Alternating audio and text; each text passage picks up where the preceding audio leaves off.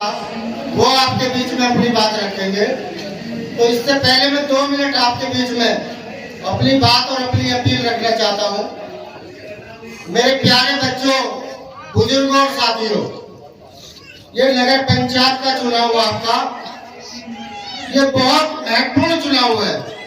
मेरी बात को याद रख लेना, रात का समय है और गहराई से सोचना आप सब लोग। इस चुनाव को करोड़ मरोड़ का चुनाव लेना, ऐसा ना हो कि डासना लोनी बन जाए।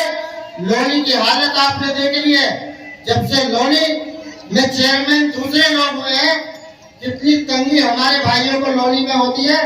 पड़ोस में ये लोनी आप जाकर देख लेना, वही कंडीशन डासने में ना हो जाए। क्योंकि भारतीय जनता पार्टी के प्रत्याशी को अगर हराना है तो उसको हराने वाले प्रत्याशी को आपको देखना होगा, और हराने का रीजन है आप लोग बड़ी गहराई से सोचना।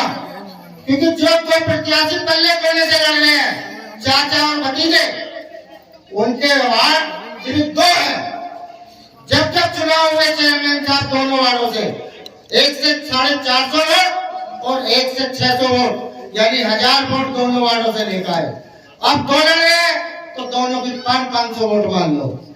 और जो बीच में लड़ रहे हैं, जो जिनका चुनाव चिन्ह केतली है, वो केतली तो घर में ही खा लिए भाई लोगों। केतली का तुम कहां पता कर रहे हो? केतली तो घर में ही खा लिए। अब आ जाओ हाजी रफीक साहब पे। पिछली बार चुनाव लड़े हाजी रफीक साहब, वोट आई 1800। भैया मुस्तकीम लड़े, वोट आई 1200। अगर दोनों की वोटों को मिला लिया जाए तो जब भी जीत के करीब पहुंचे रहते पिछली तरफ। लेकिन अब मैं तुम्हें एक और परिवार बताता हूं, जो हमारा परिवार है, जो लगा के यासीन गढ़ी से टोल टैक्स तक है। काफी लोग हमारे साथ चल के आए हैं, आपके भी जानकार लोग होंगे, जानकारी कर लेना।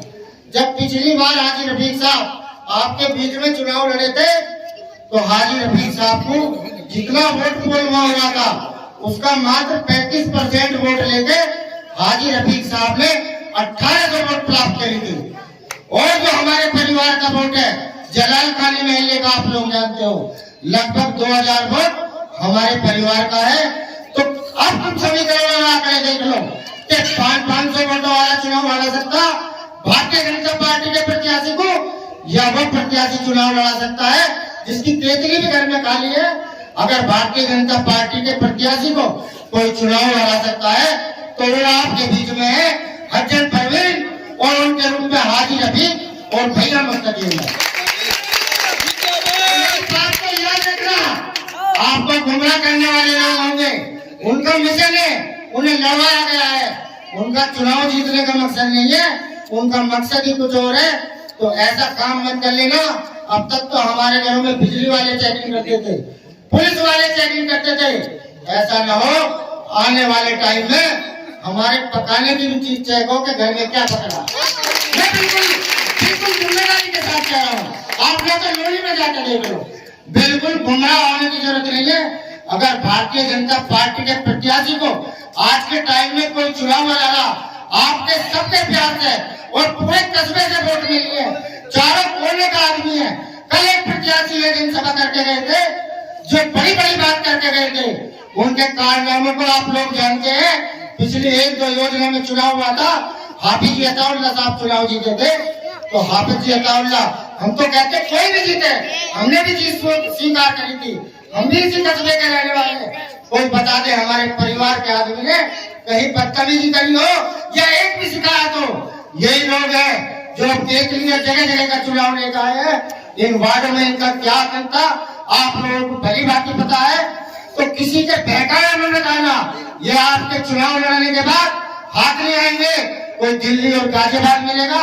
और हाजी रफीक और भैया मुस्तकीम ऐसे प्रत्याशी हैं जो इंशाअल्लाह आधी रात और 24 घंटे आपके बीच में। और एक चेयरमैन और है जो मोदी से भी बड़ा झूठा है, जो मौजूदा चेयरमैन है, उसका कोई काम नहीं है। पूरे 5 साल आपने देख लिया होगा, पूरे 5 साल में उन्होंने कई आपने स्पीच भी सुनी होंगी, कई जगह वीडियो भी सुनी होंगी। उनका सबसे बड़ा झूठ मैं एक ही उदाहरण पे देता हूँ, जो हमारे भैया मुस्तकीम ने भी बताया था। वो कहते हैं कि मैंने 204 फ्लैट दिलवाए, ईमानदारी से पता कर लेना, फ्लैट वाले शायद एक आध ये बैठे हो, मात्र 30% लोग जो 30% मुसलमान दासने के रहने वाले हैं उनको सिर्फ फ्लैट मिला, बाकी 70% बाहर लोगों को पैसे लेकर इन लोगों ने फ्लैट दिलवाए। बैठे हमारे बंजारा समाज के लोग भी और लोग भी है जो किराएदार है, उनका हक था, गरीबों का हक था। जो जालिम लोग ये हक को खा गए और इन्होंने 20-20, 30-30, 50-50 हजार रुपए लेकर बाहर के लोगों को दिया, तो ऐसे लोगों के बहकाए में बताना इनका कोई काम नहीं है। ये फोटो सेशन चेयरमैन है, आपके बीच में न कोई विकास करा है, 5 साल कोई विकास करा हो तो बता दो। कई गली ऐसी है, ये बैठे हैं लोग, वो बता देंगे कि पूरे 5 साल हो गए, अगर चेयरमैन साहब ने आके भी डाका हो, कोई साफ सफाई नहीं हुई हो, कोई काम नहीं हुआ। चेयरमैन साहब जो मौजूदा है सिर्फ झूठ बोलने का काम करते हैं, और पिछली बार वो अपने झूठ में कामयाब हो गए थे। उन्होंने लंबे लंबे वादे आपसे, महिलाओं से किए थे। किसी को कहा मकान दूंगा, किसी को कहा फ्लैट दूंगा, किसी को कहा दुकान दूंगा। अब सब लोगों ने उन्हें देख लिया, पिटारा खाली है, कुछ नहीं है, सिर्फ जुमलेबाजी है। तो अब आपके बीच में जो हाजिर की अपनी बात रखेंगे, और मैं आपसे बिल्कुल लास्ट में अपील करता हूँ, अगर आप लोगों ने चुप कर दी और कोई भी जरा सी गलती करती तो कसम खुदा के आने वाले टाइम में कोई मुसलमान चेयरमैन डांसने में बनेगा। आपको बहुत गहराई से किसी के लालच और बहकाए में नहीं आना है। अगर भारतीय जनता पार्टी के प्रत्याशी को सुबह 12 बजे हरा के भेजने के कब रखे तो हाजी रफीक और भैया मुस्तकीम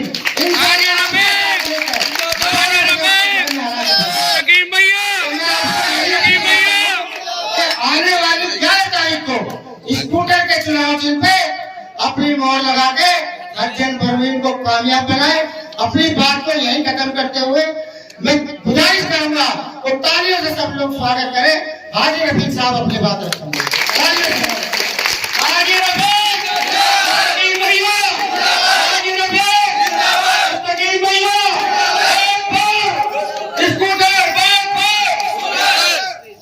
शुक्रिया। आपके बीच में हाजी रफीक साहब अपनी बात रखें।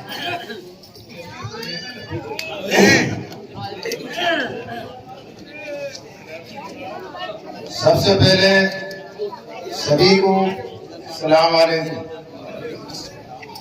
इस सभा की सदारत कर रहे मेरे बुजुर्ग हाजी मुंतियाज साहब और मेरे साथ चल पाए मेरे बड़े भाई हाजी जफर साहब, हाजी जमील साहब, सिद्धाकत साहब, फैजल साहब, पहलवान साहब, चाचा ताहिर साहब, और मेरे सामने मेरे दिल की धड़कन, मेरे बुजुर्ग, मेरे भाई, प्यारे प्यारे बच्चों, मेरी माँ और मेरी बहनों, सभी को सलाम वालेकुम। आज ये चुनाव अंतिम चरण में है, 4-5 दिन बाकी हैं और ये चुनाव इस बार अलग हो रहा है। ये चुनाव हमारी आने वाली नस्ल का चुनाव है, हमारी छोटी छोटी नस्ल का चुनाव है। किस लिए है? इस नगर पंचायत को बने हुए तकरीबन 40 साल हो गए हैं। और 40 साल में तकरीबन 6 चेयरमैन बन चुके हैं। सबसे पहले चुनाव हुआ सन 88 का, चेयरमैन साजिद हुसैन साहब बने। उस वक्त मुलायम सिंह की गवर्नमेंट थी और जिला अध्यक्ष थे और नगर पंचायत डासना के चेयरमैन थे। दोबारा फिर चुनाव हुआ तो नईमा खातून चेयरमैन बनी। दोबारा फिर चुनाव हुआ तो फिर साजिद हुसैन साहब चेयरमैन बने। तब भी जिला अध्यक्ष और डासना चेयरमैन और सपा की सरकार। फिर चुनाव हुआ तो हाफिज अताउल्लाह साहब बने, फिर चुनाव हुआ तो फिर चेयरमैन साहब बने साजिद हुसैन साहब। तब अखिलेश की सरकार जिलाध्यक्ष और डासना चेयरमैन। उसके बाद चुनाव हुआ तो हम मौजूदा हैं, उनका सब कार्यकाल आपके सामने है, कैसे कैसे रोड कैसी कैसी नाली बना दी है। इस डास ने कोई ऐसा कर दिया है जो आने वाले नस्ल भी जाएंगी, कहीं सफाई न हुई, कहीं कूड़ा ना उठा, कुछ भी नहीं हुआ, कहीं एक कचरा मसाला नहीं। इससे ज्यादा मैं क्या कह सकता। देखिए, अगर जिनकी ताकत 3 बार जिलाध्यक्ष सरकार और डासना चेयरमैन, इस डासने में आज तक कोई भी एक चीज ऐसी दिखा दो जिससे हमारी आने वाली नस्ल या हम कहीं बहुत आ जाए।